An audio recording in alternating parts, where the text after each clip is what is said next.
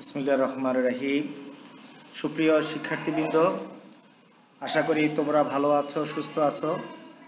আমিও তোমাদের দোয়া আল্লাহর রহমতে ভালো আছি। বৈশ্বিক করোনা মহামারীর কারণে সারা বিশ্ব আটকে পড়ে আছে।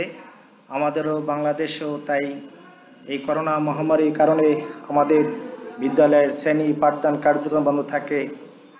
যার ফলশ্রুতিতে শিক্ষার্থীরা লেখাপড়া অনেক পিছিয়ে গিয়েছে। এই পিছানো লেখাপড়া কিছুটা হলেও পূরণ করার জন্য গণপ্রজাতন্ত্রী বাংলাদেশ সরকারের শিক্ষা মন্ত্রণালয় কর্তৃক আয়োজিত অনলাইন ক্লাস চালু করেন। তারই ধারাবাহিকতায় আমি অনলাইন ক্লাসের পক্ষ থেকে তোমাদেরকে স্বাগত শুভেচ্ছা জানাচ্ছি। প্রিয় শিক্ষার্থীবৃন্দ, আমি গত ক্লাসে অনুবাদ নিয়ে আলোচনা করেছি। আমি ষষ্ঠ শ্রেণী, বিষয় গণিত, অধ্যায় 2 অনুপাত নিয়ে আলোচনা করেছি। আজকে আমি অধ্যায় 2 শতকরা নিয়ে আলোচনা করব।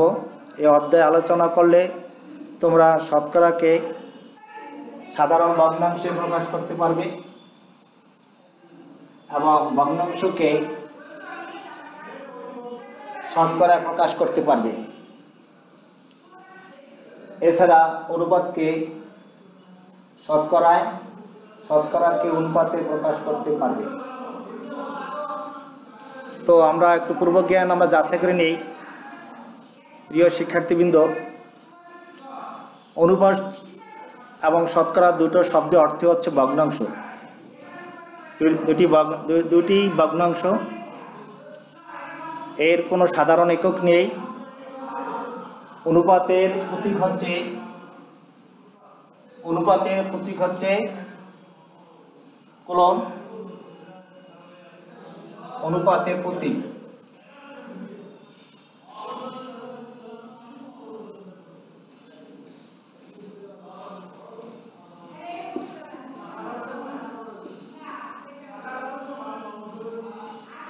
শতকরার প্রতীক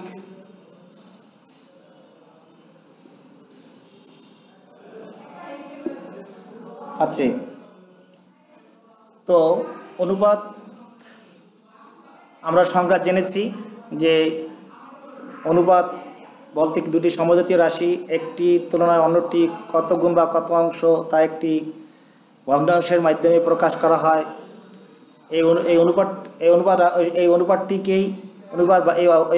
এই ভগ্নাংশটিকে অনুপাত বলে। তদ্রূপ আমরা অনুপাতের বিভিন্ন শ্রেণী জেনেছি।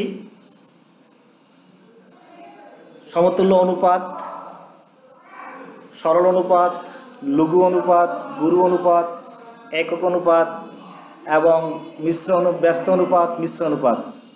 আমরা সরল অনুপাতে সমতুল্য অনুপাত, দুটি সমজাতীয় একটি সরল অনুপাতের দুটি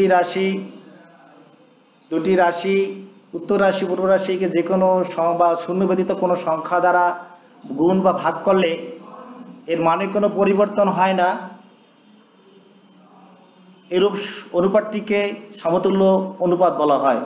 যেমন 2:5, এর সমতুল্য অনুপাত হচ্ছে উভয় পক্ষকে যদি আমরা 2 দ্বারা গুণ করি তাহলে 2 দুগুণী 4, 5 দুগুণী 10। এই অনুপাতটি কোনো পূর্বের অবস্থায় ফিরে আসে, মানে কোনো পরিবর্তন হয় না। প্রিয় শিক্ষার্থীবৃন্দ, এবার আসবো আমরা সরল অনুপাত। যে অনুপাতের দুটি রাশি থাকে, একটি পূর্ব রাশি একটু, তাকে সরল অনুপাত বলে। এবার আসবো আমরা গুরু অনুপাত। সরল অনুপাতের পূর্ব রাশি অপেক্ষা উত্তর রাশি অপেক্ষা ছোট হলে তাকে বলা হয় লঘু অনুপাত। আর সরল অনুপাতের পূর্ব রাশি অপেক্ষা উত্তর রাশি যদি অপেক্ষা বড় হয় তাকে বলা হয় গুরু অনুপাত। এবার আসবো আমরা একক অনুপাত। যে সরল অনুপাতের দুটি অনুপাত সমান হলে তাকে একক অনুপাত বলে। এবার আসবো আমরা মিশ্র অনুপাত, ব্যস্ত অনুপাত। দুটি সরলানুপাতের উত্তর রাশির গুণফলকে উত্তর রাশি আর পূর্ব রাশি গুণফলকে পূর্ব রাশি, উত্তর রাশি গুণফলকে উত্তর রাশি ধরে প্রাপ্ত অনুপাতকে আমরা প্রাপ্ত অনুপাতকে মিশ্র অনুপাত বলবো। প্রাপ্ত অনুপাতকে আমরা ব্যস্ত অনুপাত বলবো। ব্যস্ত অনুপাতটা কি? যেমন 5:4, পূর্ব রাশি হবে উত্তর রাশি আর উত্তর রাশি হবে পূর্ব রাশি, এটুকু পার্থক্য। প্রিয় শিক্ষার্থীবৃন্দ, এবার আমরা মিশ্র অনুপাত, একাধিক সরলানুপাতের গুণফলকে পূর্ব রাশি এবং উত্তর রাশির গুণফলকে উত্তর রাশি ধরে প্রাপ্ত অনুপাতকে আমরা মিশ্র অনুপাত বলবো। প্রিয় শিক্ষার্থীবৃন্দ, পূর্বে আমরা এই অনুপাত সম্বন্ধে জেনেছি। আজকে আমরা শতকরা নিয়ে আলোচনা করব। আজকে আমাদের পাঠ্য বিষয় কি, অধ্যায় বিষয় কি? শতকরা। খাতা লিখে নাও।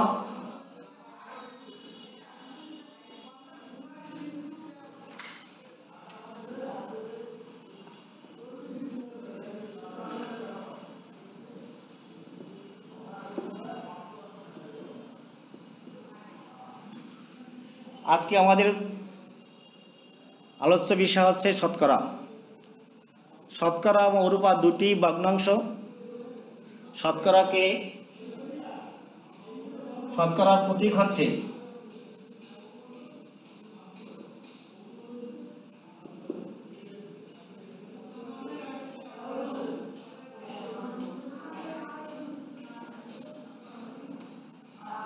অনুপাতের প্রতীক হচ্ছে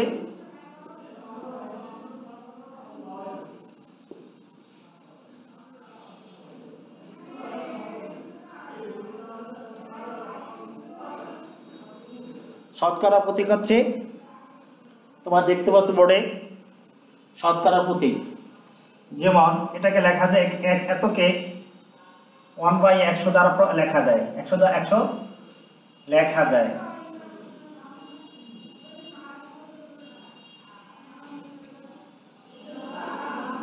অর্থাৎ 6% এভাবেও লিখতে পারে, সবার সমান 6/100।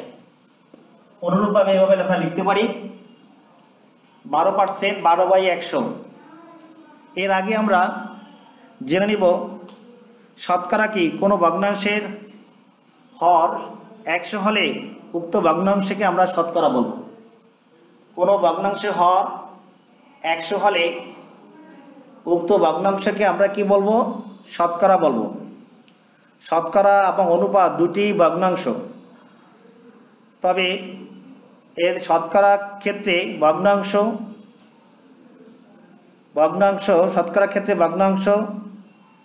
শতকরার ক্ষেত্রে ভগ্নাংশ অনুপাত ও লবহর দুটি থাকে। অনুপাতের লবহর দুটি থাকে। শতকরার ক্ষেত্রে ভগ্নাংশের লব হর অনুপাতের যেমন থাকে, শতকরাকেও অনুপাতে অনুরূপ শতকরা প্রকাশ করা যায়। তাহলে আমরা ওদিকে যাব না। যেমন একটি ভগ্নাংশ দেখো, 3/4। এই ভগ্নাংশটিকে আমরা কি পাচ্ছি? এই ভগ্নাংশটাকে হচ্ছে লব, হচ্ছে না হর। তাই প্রথমে আমরা ভগ্নাংশটিকে শতকরা প্রকাশ করতে হলে লব ও হরকে আমরা 100 দ্বারা গুণ করতে হবে। 4×25 100, 3×25 75/100, 75 1/100। 1/100 মানে কি?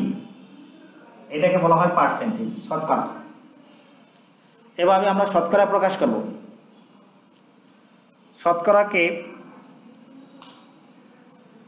শতকরাকে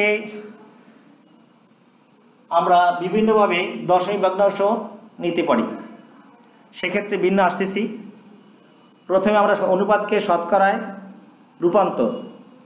অনুপাতকে শতকরা রূপান্তর করতে হলে একশোরা অনুপাতকে শতকরা রূপান্তরে উভয় পক্ষকে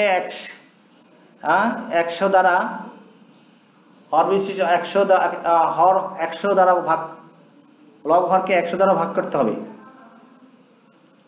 লব হরকে 100 দ্বারা ভাগ করতে হবে।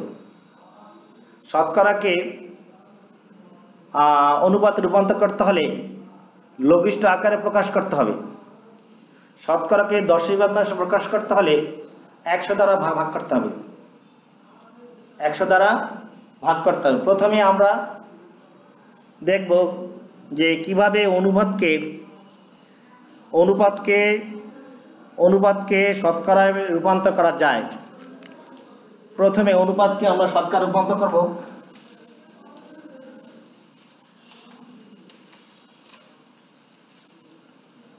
প্রিয় শিক্ষার্থীবৃন্দ, তোমরা খাতায় লিখে নিবে কিভাবে অনুপাতকে আমরা শতকরা প্রকাশ করব। প্রথমে দেখো 3:4 অনুপাতকে শতকরা রূপান্তর করব।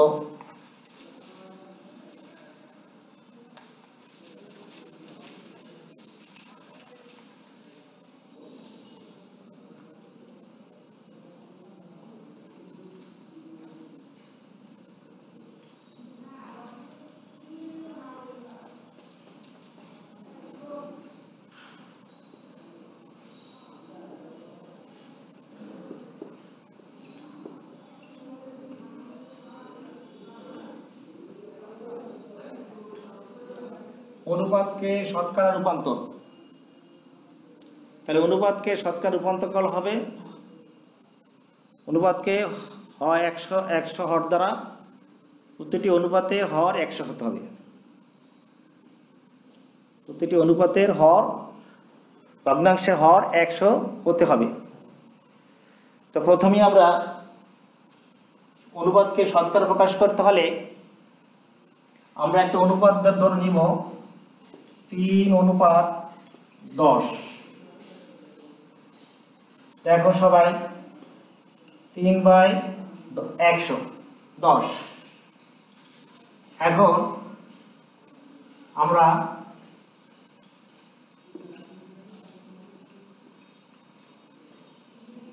শতকরা লব হরকে 100 দ্বারা গুণ করি।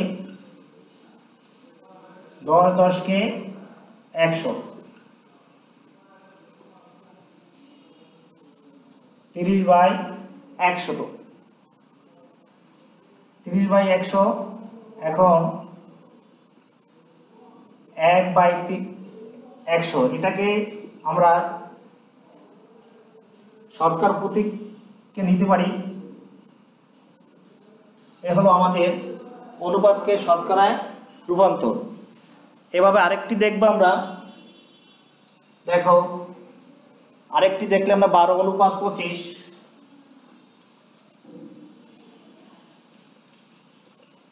12/25।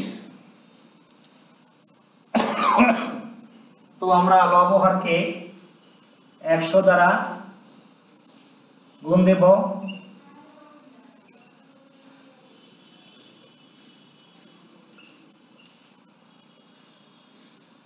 4/25 100। 4/25 100। প্রিয় শিক্ষার্থীবৃন্দ, তোমরা খাতায় তুলে নাও। 4×48 ভাগ 100। এখন 48 ইন্টু 1/100। 1/100কে আমরা পার্টসে শতকরা রূপান্তর করতে পারি। তাহলে আমাদের উত্তর আসবে 48%। অনুরূপভাবে 3:10কেও যদি আমরা এভাবে অনুপাতকে যদি শতকরা রূপান্তর করি, সেক্ষেত্রে আমাদের শতকরা হচ্ছে কত? 30%। শতকরা কত হচ্ছে? 30%। তো আমরা জানলাম যে অনুপাতকে শতকরা কিভাবে রূপান্তর করতে হয়। এবার আমরা জানব শতকরাকে অনুপাতে প্রকাশ। শতকরাকে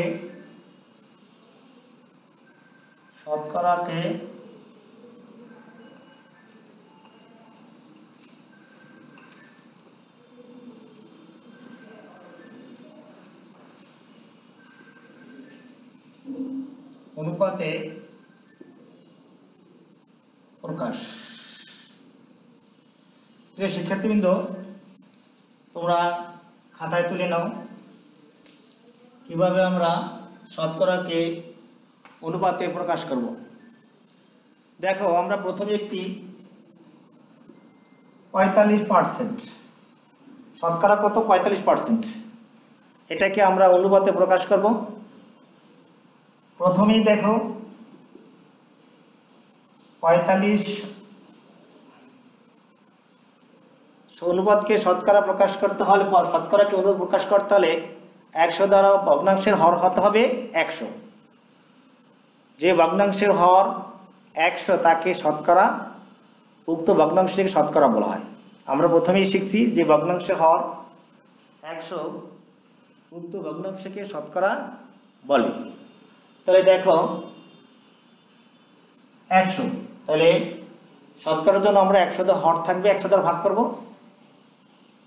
এখন লব অনুপাত লেখা যায় 45 অনুপাত 100,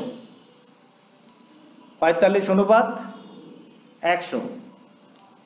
তাহলে আমরা আরেকটু কাজ করতে পারি, উভয় ভাগকে যদি আমরা 5 দ্বারা ভাগ করি, 5 9 45, 5 20 100, তাহলে আমাদের এই যে আমরা শতকরাকে অনুপাতে প্রকাশ করলাম, অনুরূপভাবে আমরা আরেকটি মিশ্র ভগ্নাংশকেও আমরা অনুপাতে প্রকাশ করতে পারি। কিভাবে? 12 সমস্ত এত পার্সেন্ট, 12 সমস্ত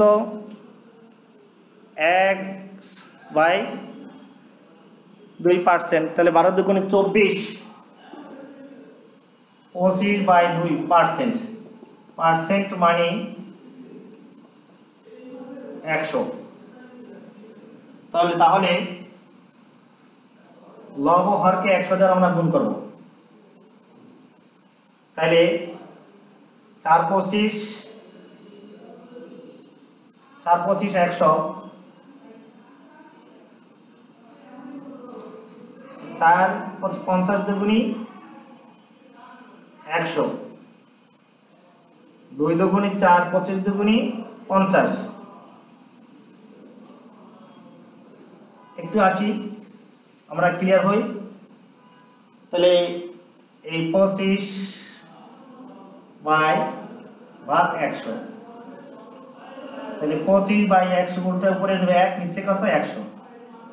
4 25 100, উপরে থাকে 1, নিচে কত? 8। আমরা অনুপাতে যদি নিতে হয় তাহলে 1 অনুপাত 8।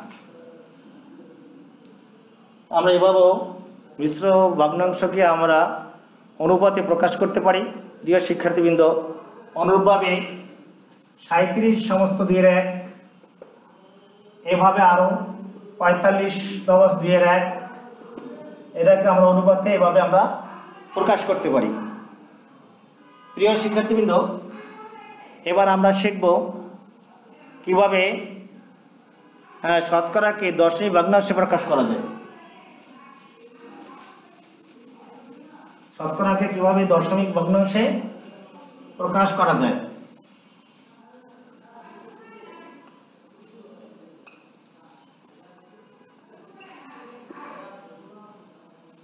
শতকরাকে কিভাবে দশমিক ভগ্নাংশে প্রকাশ করা যায়?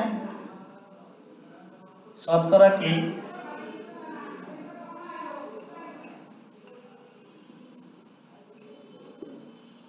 দশমিক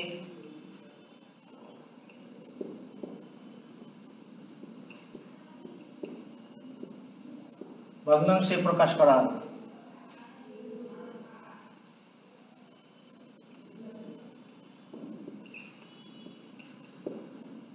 যায়। প্রথমে আমরা একটা শতকরাকে দশমিক ভগ্নাংশে প্রকাশ করা যায়, যেমন 25% আমরা প্রথমেই জানি যে ভগ্নাংশটির হর 100, সেই ভগ্নাংশটিকে শতকরা বলে। তাই আমরা এই পার্সেন্ট মানে 100 দ্বারা ভাগ করলাম, তাহলে একটা ভগ্নাংশ হয়ে গেল। এখন এই ভগ্নাংশকে যদি আমরা দশমিক ভগ্নাংশ নিতে হয় তাহলে 100 দ্বারা ভাগ করতে হবে।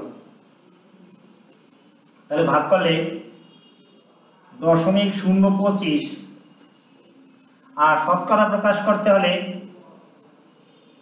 লব হরকে 100 দ্বারা ভাগ করলে 0.25, এই 100 দ্বারা ভাগ করলে 25কে 0.25, এই দশমিকটা প্রকাশ করে শূন্য দেওয়া হয়।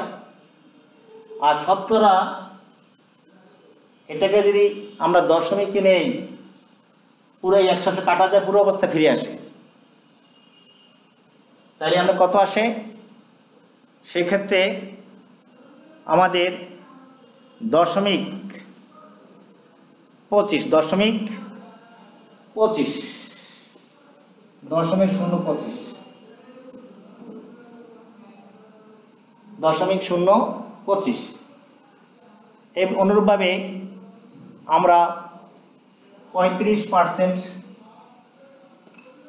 45%, 55%, 65%, এমনিভাবে সেই আমরা আরও এভাবে আমরা শতকরাকে আমরা দশমিক ভগ্নাংশে নিতে পারি। প্রিয় শিক্ষার্থীবৃন্দ, তোমরা গণিত বিষয় অধ্যায়ের বিষয়বস্তু অবশ্যই সংশ্লিষ্ট তত্ত্বীয় বিষয়গুলি যদি সম্পর্কে তোমাদের সুস্পষ্ট ধারণা থাকলে সৃজনশীল প্রশ্নের উত্তর দেওয়া ও সমাধান করা তোমাদের পক্ষে সহজ হয়ে যায়। তো আমরা এই অধ্যায়ের মূল বিষয়গুলো কি কি? যে শতকরা, এই শতকরাকে আমরা 1/100 দ্বারা প্রকাশ করা, 100 লেখা যায়। অনুরূপভাবে 6% को 6/100 লেখা যায়। 10% को 10/100 অর্থাৎ 1/10 লেখা যায়। আবার শতকরা এমন একটি ভগ্নাংশ যার হর সর্বদা 100। তোমরা প্রিয় শিক্ষার্থীবৃন্দ এই কথাটা খাতা লিখে নাও। এই শতকরা এমন একটি ভগ্নাংশ যার হর সর্বদা 100। শতকরা এমন একটি ভগ্নাংশ, এটা তোমাদের ধরে রাখতে হবে। শতকরা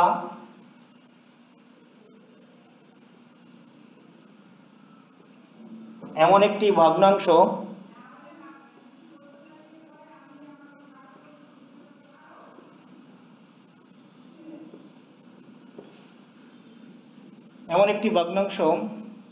যার হর সর্বদা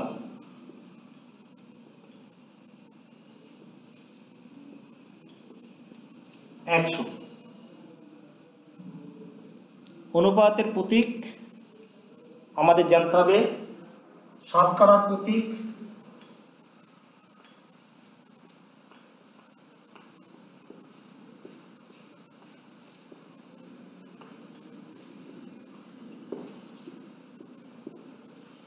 পূর্বের ক্লাসে আমরা অনুপাতের প্রতীকও জেনেছি, আমরা আজকেও জানব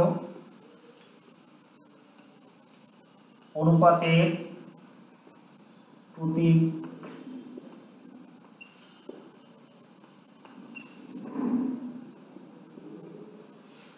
তাহলে কোনো ভগ্নাংশের হর শতকরা, সেই ভগ্নাংশটিকে আমরা শতকরা বলব। শতকরা এবং ভগ্নাংশটি যদি সমজাতীয় হলে এর কোনো একক নেই। অনুরূপভাবে শতকরার কোনো একক নেই।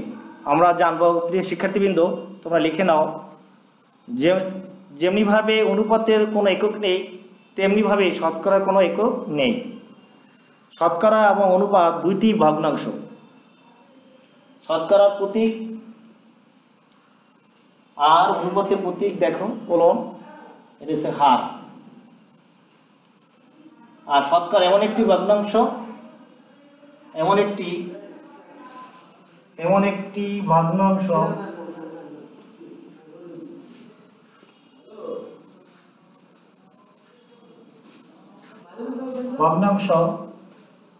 এমন একটি ভগ্নাংশ যার হর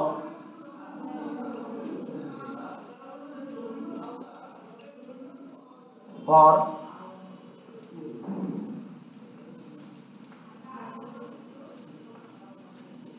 100। তাহলে প্রিয় শিক্ষার্থীবৃন্দ, আজকে আমরা কি শিখলাম? প্রথমেই শিখলাম অধ্যায় নিয়ে শতকরা আলোচনা করব। শতকরা বলতে আমরা কি বুঝি? শতকরা হচ্ছে, শতকরা বলতে আমরা বুঝি কোনো ভগ্নাংশের হর 100 হলে সেই ভগ্নাংশটিকে শতকরা বলে। শতকরা এবং অনুপাতের এর কোনো সাধারণ কোনো একক নেই। দুটি সমজাতীয় রাশি বলে এর কোনো সাধারণ কোনো একক নেই, তাই শতকরা এবং অনুপাতের কোনো একক নেই। শতকরা এবং অনুপাত দুইটি ভগ্নাংশ। ভগ্নাংশের অবশ্যই দুইটা রাশি থাকে, একটা পূর্ব রাশি, একটা উত্তর রাশি। আজকে আমরা এই অনুপাতকে শতকরা শিখলাম পূর্ব ক্লাসে। আজকে আমরা শিখলাম শতকরা কি। শতকরাকে আমরা অনুপাতকে শতকরা রূপান্তর করা যায় কিভাবে, আবার শতকরাকে অনুপাতকে শতকরা রূপান্তর করা যায়, আবার শতকরাকে অনুপাতে রূপান্তর করা যায়, অনুপাতকে শতকরায় রূপান্তর, শতকরাকে অনুপাতে রূপান্তর, শতকরাকে দশমিক ভগ্নাংশে রূপান্তর আজকে আমরা শিখলাম। প্রিয় শিক্ষার্থীবৃন্দ, তোমরা এগুলো খাতায় লিখে নাও এবং বাড়ি কাজ নিয়ে নাও। তোমরা বাড়ি কাজ নিয়ে নাও।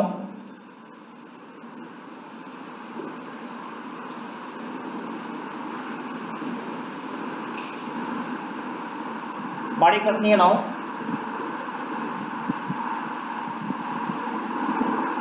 কিভাবে অনুপাতকে শতকরা প্রকাশ করা যায়? 9:20,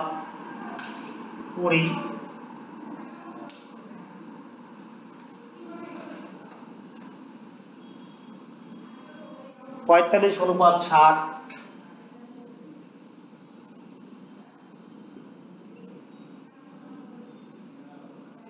আবার শতকরা কি অনুপাতে প্রকাশ? 37 সমস্ত 2-1,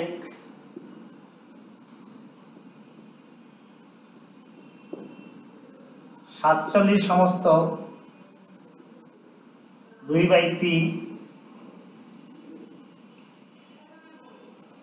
এবার শতকরাকে দশমিক ভগ্নাংশে প্রকাশ করা যায়। শতকরাকে দশমিক ভগ্নাংশে 12 সমস্ত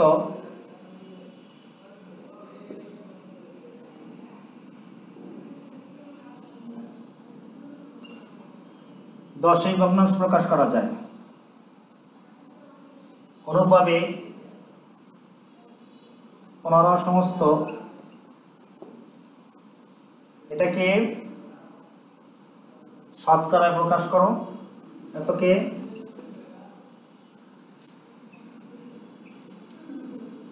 শতকরায় প্রকাশ করো।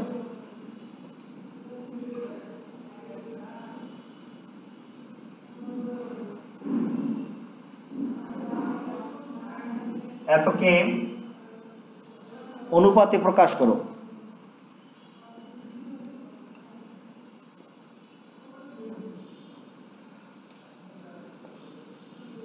এতকে দশমিক ভগ্নাংশে প্রকাশ করো।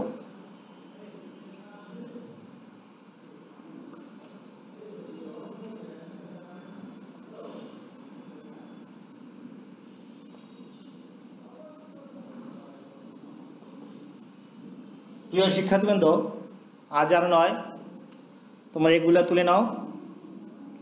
আগামী ক্লাসে তোমাদের সাথে দেখা হবে। তোমরা সুস্থ থাকো, ভালো থাকো এবং এই প্রত্যাশা রেখে আজকের মতো তোমাদেরকে আমি শেষ করছি।